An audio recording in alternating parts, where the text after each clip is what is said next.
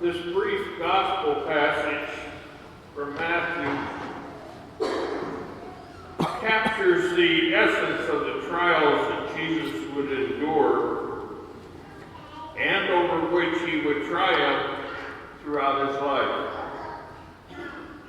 In the first temptation, the tempter urges Jesus to turn stones into bread. Jesus rejects the temptation to reduce his divine mission to just satisfy immediate temporal needs. Jesus understood our needs, and he understood that they won't get satisfied only by securing our bread. Human beings need and yearn for much more. In order to even rescue from hunger and misery those who don't have bread, we need to listen to God our Father, who informs our conscience to feel the hunger for justice, compassion, and solidarity. The great temptation today is to change everything into bread. We reduce more and more the horizon of our lives to the mere satisfaction of our desires. We run around obsessed with the well-being that keeps growing larger, or making consumerism that is without limits into our one and only goal. We deceive ourselves if we think that this is the path to progress and liberation.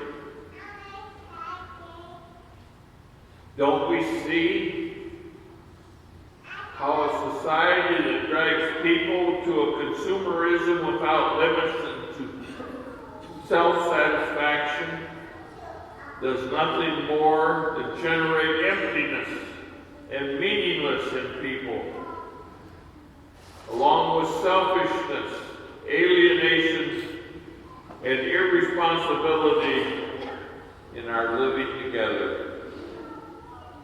The letter to the Hebrews can help us discover a crucial lesson in today's gospel.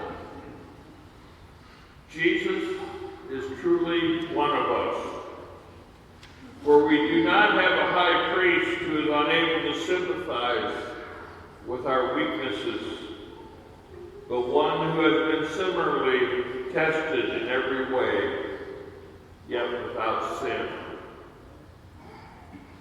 Jesus, enduring his trial of faith in the Garden of Gethsemane, he knew that the 3 disciples who were with him would soon be tempted to abandon their trust in God.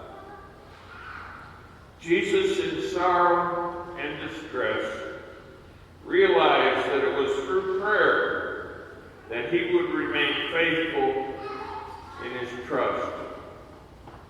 That is why, able to sympathize with their weaknesses and ours, he said to them and says to us now, watch and pray that you may not undergo the test. Matthew affirms that Jesus remains faithful to his deepest personal truth, revealed when he came up from the water of baptism and the Spirit of God came upon him.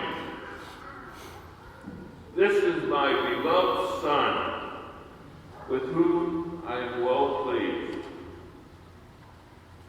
With gratitude, we welcome the good news that we are not alone in our trial of faith, whatever it may be, because the Holy Spirit also came upon us when we came out of the water of baptism.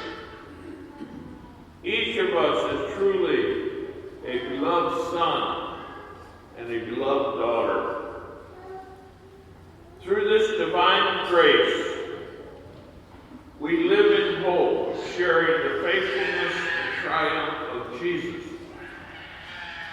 For the sake of the joy that lay before him, He endured the cross, despising his shame, and has taken his seat at the right hand